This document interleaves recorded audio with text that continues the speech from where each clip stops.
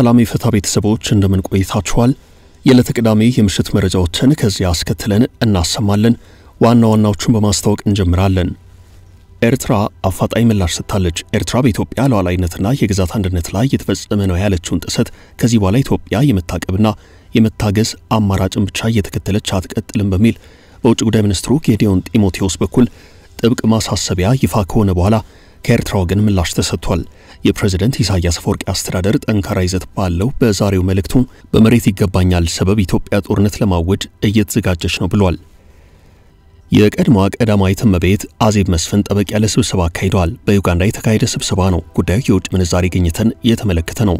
ወይዘሮ አዜብ ዓለም አቀፍ ባለሀብት ለመሆን ቆርጠዋል። ባለፈው ሳምንት የህወሓት ታጣቂዎች ሲያፋረኑ ሰንጥሰው ወደ ክልሉ በኃይል ገብተዋል መባሉን ተከትሎ ከፍ ያለ ወታደራዊና ፖለቲካዊ ውጥረት ተስተውሎ ነበርም።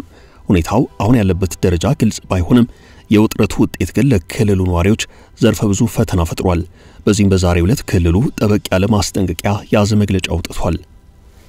የአፍሪካ ህብረት ኢትዮጵያ ግዙፉን ዓለም አቀፍ ጉባኤ እንድታስተናግድ መመረጧን አድንቆ የእንኳን ደስ አላችሁ መልእክት ሰዷል። ጠቅላይ ሚኒስትር አብይ ይህን ዓለም አቀፍ ጉባኤ በተመለከተ መልእክት አስተላልፈዋል። በደቡብ አፍሪካ ኢትዮጵያውያን ወጣቶች በታጣቂዎች መገደላቸው ተሰምቷል። ይህንን አሳዛኝ ክስተት የተመለከተ አጠር ያለ መረጃ ይዘናል። የኢትዮጵያ ሰብአዊ መብቶች ኮሚሽን ኢሰመኮ በአመቱ የሚካሄደውን አጠቃላይ ሀገራዊ ምርጫ በተመለከተ ለምርጫ ቦርድ ማሳሰቢያ ሰጥቷል። ኮሚሽኑ በ2013 ምርጫ የተስተዋሉ እክሎች ዘንድሮ በሚካሄደው ምርጫ እንዳይደገሙ ሲል ነው መልእክት የሰደደው። በሳምንቱ ከ150 በላይ ፍልስጤሞችን የጫነ የቻርተር አውሮፕላን በደቡብ አፍሪካ የውዝግብ ምክንያት ሆኖ ነበር። በእስራኤል ጦር ቁጥጥር ስር ካለችው ጋዛ ፍልስጤሞቹ እንዴት ወጡ? እንዴትስ አውሮፕላኑ ላይ ተሳፈሩ? ወደ ደቡብ አፍሪካ ስለምን መጡ? የሚለው ጉዳይ እያነጋገረ ነው። ይህን ጨምሮ በመግቢያ ያስተዋወቅናችሁን ጉዳዮች አንድ ባንድ እየነገርን እናቆያችኋለን። አብራችሁን ዝለቁ።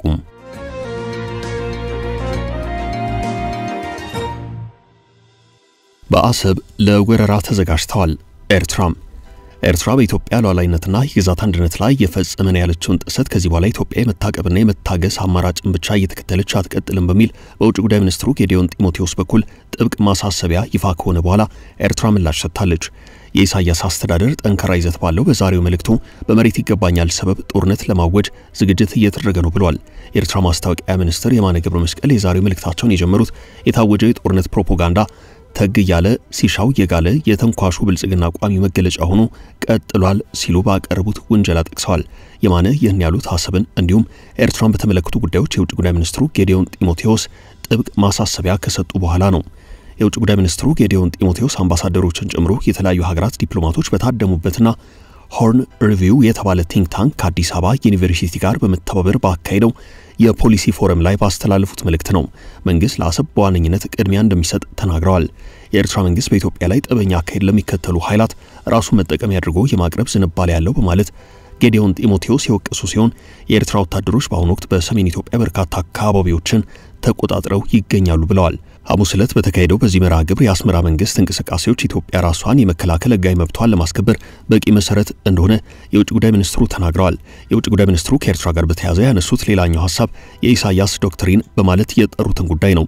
ይህ ዶክትሪን የኤርትራ ራሷን በራሷ የምታስተዳደር ሀገር ሆኖ የመቀጠል ጉዳይ በኢትዮጵያ የጸጥታ መደፍረስ መከፋፈልና ለመረጋጋት ላይ እንደሚመሰረት ያስባል ያሉበት ነው።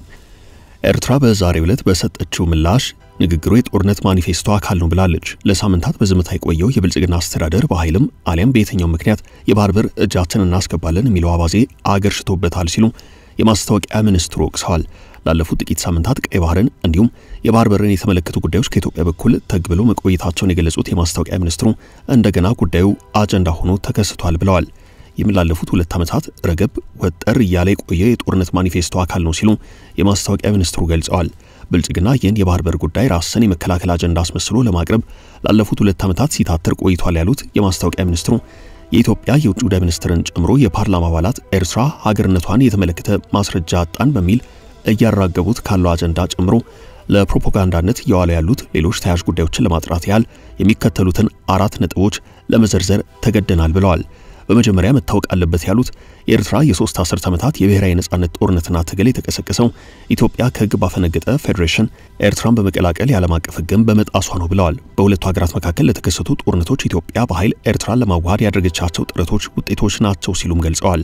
የማነ በሁለተኝነት በኢትዮጵያ በኩል በተለያዩ አገዛዝ ያሁኑ አይነት ትንኮሳዎች እንደነበሩ ጠቅሰው የኤርትራን ግዛት ከመመኘት የመነጨ ነው ብለዋል። የማስታወቂያ ሚኒስትሩ በሶስተኝነት ያነሱት የባድመ ጦርነት በሚል በኢትዮጵያ በኩል የታወጀው ጦርነት ሌላኛው የኢትዮጵያ ተንኳሽነት ማሳያ ነው ያሉ ሲሆን ኤርትራ ላይ ወረራ ለመፈጸም በወቅቱ በነበረው የኢትዮጵያ መንግስት እንደ ምክንያት ቀርቦ ነበር ብለዋል። ሆኖም በጦርነቱ የመጀመሪያዎቹ ሳምንታት የወቅቱ የውጭ ጉዳይ ሚኒስትር የነበሩት አቶ ተቀዳ አለሙ በአሜሪካ ዋሽንግተን በተካሄደ የኢትዮጵያን ማህበረሰብ ስብሰባ ላይ ባደረጉት ንግግር የዚህ ጦርነት ዋነኛ ዓላማ ሰብን መያዝ እንደነበር ገልጸውልናል ሲሉ ተናግረዋል። አሁንም በብልጽግና በኩል ጦርነት ለመክፈት መሰል የግዛት ይገባኛል ጥያቄዎች እየተራገቡ ይገኛሉ ብለዋል። የኤርትራው የማስታወቂያ ሚኒስትር የማነ ገብረ መስቀል በአራተኝነት ያነሱት የኢትዮጵያ ውጭ ጉዳይ ሚኒስትሩን ጨምሮ ሌሎች የብልጽግና መንግስት አመራሮች የኤርትራ መንግስት ሀገሪቱን በኢኮኖሚው አድቅቆ ወደፊት እንዳትራመድ አድርጓታል የሚሉ ክሶችን እያቀረቡ ነው የሚል ጉዳይን ያነሱ ሲሆን በዚህም ማብራሪያ ያሉትን ሐሳብ አቅርበዋል። የማነ ኤርትራ ከኢትዮጵያ የተሻለች ሀገር ናት ሲሉ ሞግተዋል። ሚኒስትሩ ይህን ሲያስረዱ ኤርትራ ከኢትዮጵያ አንጻር የተሻለ ልማት አላት ሲሉ ተከራክረዋል። በአሁኑ ወቅት 21.4 ሚሊዮን ኢትዮጵያውያን አስቸኳይ ሰብአዊ እርዳታ ያስፈልጋቸዋል። 68 በመቶ ደግሞ ዘርፈ ብዙ ድህነት ውስጥ ይገኛል።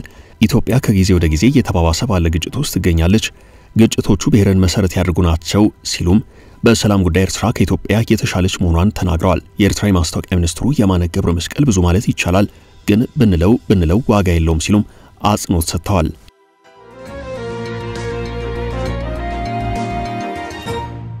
ከትግራይ የተሰጠው ማስጠንቀቂያ ባለፈው ሳምንት የህወሓት ታጣቂዎች ወደ አፋር ክልል መግባታቸውን ተከትሎ በትግራይ ዳግም ጦርነት ሊቀሰቀስ ይችላል በሚል ስጋት ህብረተሰቡ ምርቶችን በብዛት ሸምቶ ማስቀመጡ በነጋዴው በኩል ምርቶችን የመደበቅ ዋጋን የመጨመር አዝማሚያዎች መታየታቸው በስፋት ተዘግቧል።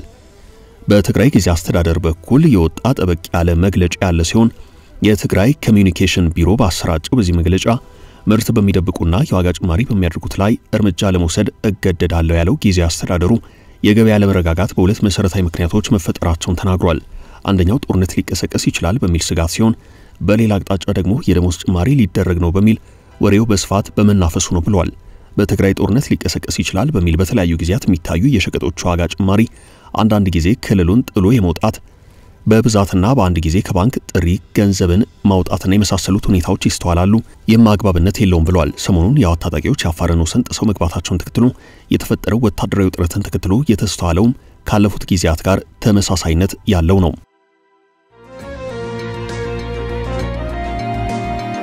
የአዜብ መስፍን የዩጋንዳው የኢንቨስትመንት እንቅስቃሴም የቀድሞዋ ቀዳማዊት እመቤት አዜብ መስፍን ጠበቅ ያለ ስብሰባ ከሰሞኑ ማካሄዳቸው ተሰምቷል። በዩጋንዳ በተካሄደው ስብሰባ ጉዳዩ የውጭ ምንዛሬን የተመለከተ ምክክር የተካሄደበት ነው። አዜብ መስፍን በዩጋንዳ ባላቸው ግዙፍ የኢንቨስትመንት እንቅስቃሴ ወደ ዓለም አቀፍ ባለሀብትነት ለመቀየር አጥብቀው እየተንቀሳቀሱ ነው ተብሏል። በአገሪቱ የጁስ ምርት ከፍ ያለ ነዋያቸውን ስራ ላይ የዋሉት በአፋጣኝ ኤክስፖርት በማድረግ ዳላር ማግኘት አለብኝ በሚል እየተንቀሳቀሱ ነው ተብሏል። ከዩጋንዳ እየወጡ ያሉት መረጃዎች እንዳመላከቱት ከሆነ አዜብ በአሁኑ ሰዓት የጁስ ምርታቸውን ወደ ውጭ ልከው ያሰቡትን ዳላር እንዳያገኙ እንቅፋት የሆነባቸው ምርቱ ዓለም አቀፍ የጥራት ሰርቲፊኬት ያገኘ አለመሆኑ ነው። አዜብ መስፍን በዩጋንዳ በገቡበት የታሸገ የጁስ ምርት ኢንቨስትመንት እንቅስቃሴ ወደ ኤክስፖርት ከፍተኛ ጥረት ላይ መሆናቸው ታውቋል። የዩጋንዳው ስብሰባ የብርቱካን ምርት አቅራቢዎቹን በብርቱ የሚመለከት ነው። የግዙፍ የጁስ ፋብሪካ ቀደም ሲል ሙሉ ለሙሉ በመንግስት እጅ ነበረም። ይህ የታሸጉ ጁሶችን የሚያመርተው ፋብሪካ ሶረቲ ጁስ ፋብሪካ የሚባል ሲሆን በዩጋንዳ መንግስት ባለቤትነት ይተዳደር የነበረ ሲሆን ፋብሪካው በተለያዩ ምክንያቶች ኪሳራ ላይ ወድቆ ለመዘጋት ጫፍ ላይ ደረሰበት ሁናቴ ሲፈጠር በዚህ መሃል የዩጋንዳ መንግስት ፋብሪካውን ለመታደግ ከእርሱ ጋር በሽርክና የሚሰሩ አካላትን አፈላልጓል። በዚህ መሃል ነበር አዜብ መስፍን ብቅ ያሉት። ይህንኑ ግዙፍ የታሸገ ጁስ ማምረቻ ፋብሪካ ለግሉ ዘርፍ ለማስተላለፍ በርካታ የዩጋንዳ ኢንቨስትመንትና የፖለቲካ አመራሮች ተቃውሞ አሰምተዋል። ተቃውሞ የተነሳው ፋብሪካው መንግስት ብቻውን የያዘው ብቻ ሳይሆን 20 በመቶ ድርሻው በአርሶ አደር ማህበራት ጭምር የሚገኝ መሆኑ ነው። ይኸው ግዙፍ ፋብሪካ በአመት እስከ 1.5 ሚሊዮን ኪሎግራም ብርቱካን ግብዓት የሚያስፈልገው ሲሆን ትልቁን ፈተና የሆነው ፋብሪካውን ከግብዓት አቅራቢ የሀገሪቱ ብርቱካን አምራች አርሶ አደሮች ጋር ማገናኘቱ ነው። ቱጁ ጁስ በሚል ብራንድ ጁስ የሚያመርተው ይኸው ፋብሪካ በቀጣይ ዓለም አቀፍ ሰርቲፊኬት በማግኘት ምርቶቹን ወደ መካከለኛው ምስራቅ ለመላክ አቅዶ እየሰራ ነው። አዜብ መስፍንም የብርቱካን ምርት አቅራቢ አርሶ አደሮች የምርቶቻቸውን ጥራት እንዲጠብቁ እየወተወቱ ይገኛሉ። አዜብ በዚህ የጁስ ምርት ኤክስፖርት ጠቀም ወዳለው የዳላር ገቢ ለመግባት ቆርጦ የተነሱ ይመስላል። ሰሞኑን ከዩጋንዳ የብርቱካን ምርት አቅራቢ ተወካዮች ጋር ስብሰባ አካሂደዋል። ለምርቱ ኤክስፖርት ገበያ ዓለም አቀፍ የጥራት ሰርቲፊኬት ለማግኘት ከፍተኛ እንቅስቃሴ እየተደረገ ነው። አርሶ አደሮችም የምርት አቅርቦታቸውን ከፍ አድርጉ በሚል አቅጣጫ ተቀምጦላቸዋል።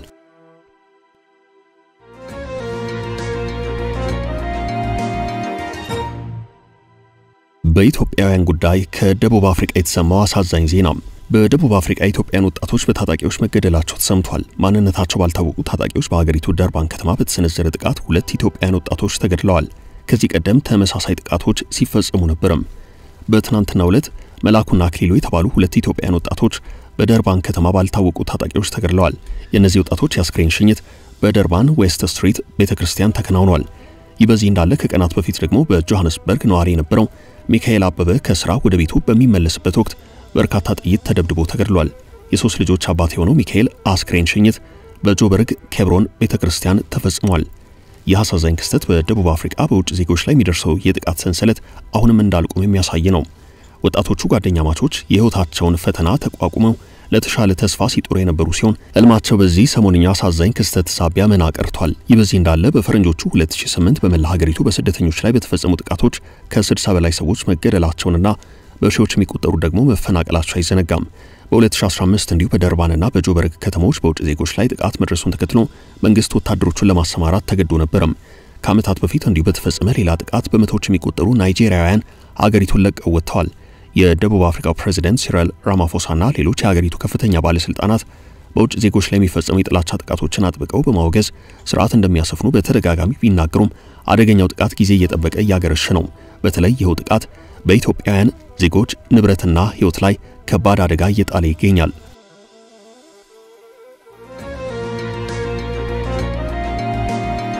ጠቅላዩና ህብረቱ ስለ ተጠባቂው ስብሰባም በብራዚል በለም እየተካሄደ የሚገኘው 32ኛው የተባበሩት መንግስታት ድርጅት የአየር ንብረት ጉባኤ ኮፕ30 ኢትዮጵያ በፈረንጆቹ በ2027 የሚከናወነውን ይህን ጉባኤ እንድታስተናግድ ተመርጣለች። የአፍሪካ ህብረት ኢትዮጵያ ግዙፉን ዓለም አቀፍ ጉባኤ እንድታስተናግድ መመረጧን አድንቆ የእንኳን ደስ አላችሁ መልእክት አስተላልፏል።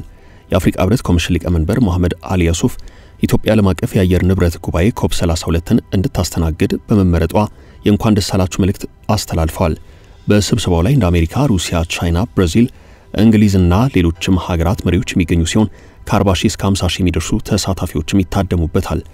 የኮፕ ጉባኤዎች ሀገራት በዓመት አንዴ ተሰባስበው አሳሳቢ የሆነ በመጣው የአየር ንብረት ለውጥ ዙሪያ የሚመክሩበት ነው። ስምምነቶችን ይፈጽማሉ። የአየር ንብረት ለውጥን ለመከላከል ቀጣይ እርምጃዎችን ያዘጋጃሉ። ይህን ጉባኤ ኢትዮጵያ ለማስተናገድ መመረጧን ያደነቁት የአፍሪካ ህብረት ኮሚሽን ሊቀመንበር መሐመድ አሊ ዩሱፍ ለኢትዮጵያና ለአፍሪካ ታሪካዊ መሆኑን ሊቀመንበሩ ገልጸው አፍሪካ ለአየር ንብረት ለውጥ እርምጃ ያላትን የማይናወጥ ቁርጠኝነት ያሳያል ብለዋል። የአፍሪካ ህብረት ዋና መቀመጫና የዓለም የዲፕሎማሲ ማዕከል የሆነችው አዲስ አበባ ጉባኤውን እንድታስተናግድ መመረጧ በዓለም አቀፍ ትብብር ያላትን ማዕከላዊ ሚና ይበልጥ የሚያሳድገው ይሆናል ብለዋል። ይህ በዚህ እንዳለ ጠቅላይ ሚኒስትር አብይ አህመድ ይህን ዓለም አቀፍ ጉባኤ በተመለከተ መልእክት አስተላልፈዋል። ጠቅላይ ሚኒስትሩ ኢትዮጵያ ከ2 ዓመታት በኋላ የሚካሄደውን የተባበሩት መንግስታት ድርጅት የአየር ንብረት ለውጥ ጉባኤ አስተናጋጅ ሆና እንድትመረጥ የአፍሪካ አህጉር የአየር ንብረት ለውጥ ተደራዳሪ ሀገራት ቡድን ድጋፍ በመስጠቱ በማህበራዊ ትስስር ገጻቸው ምስጋና አቅርበዋል። አብይ ብራዚል እያስተናገደች ያለችው የዘንድሮ የተመድ የአየር ንብረት ለውጥ ጉባኤ ኢትዮጵያ ለሰው ልጅ ከባድ ፈተና የሆነውን የአየር ንብረት ለውጥ ለመቋቋም የሚደረገውን ዓለም አቀፍ ጥረት እንድትመራ እድል ስለሰጣት ምስጋናቸውን ገልጸዋል። ዓለም አቀፉ ማህበረሰብ ለኢትዮጵያ ይህን ከባድ ኃላፊነት በመስጠቱ ሀገሪቱ ከፍተኛ ክብርን እንደሚሰማት የገለጹት ጠቅላይ ሚኒስትሩ የኃላፊነት ኢትዮጵያ በአየር ንብረት ለውጥ እያሳየች ላለችው አመራርና ዓለም አቀፍ ስብሰባዎችን ለማስተናገድ ላላት ብቃት ዓለም አቀፉ ማህበረሰብ አመኔታ እንዳለው ያሳያል ብለዋል።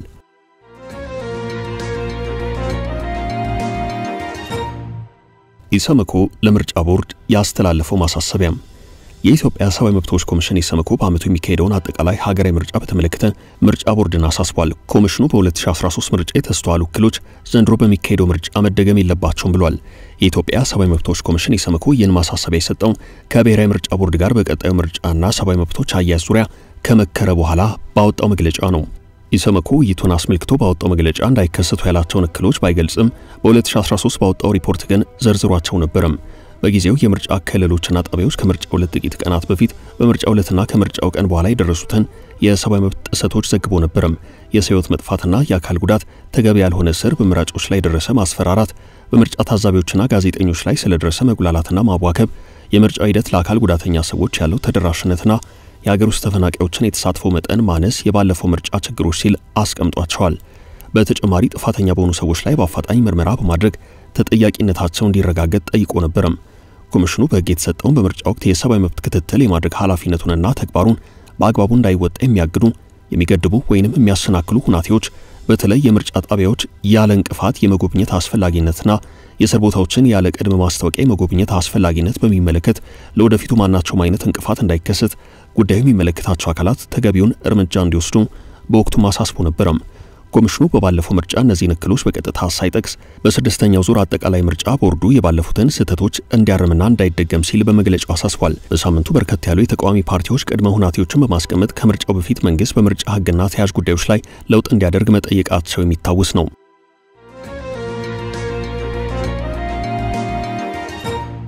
ፍልስጤሞችን የጫነው አውሮፕላን ውዝግብ አስነሳም።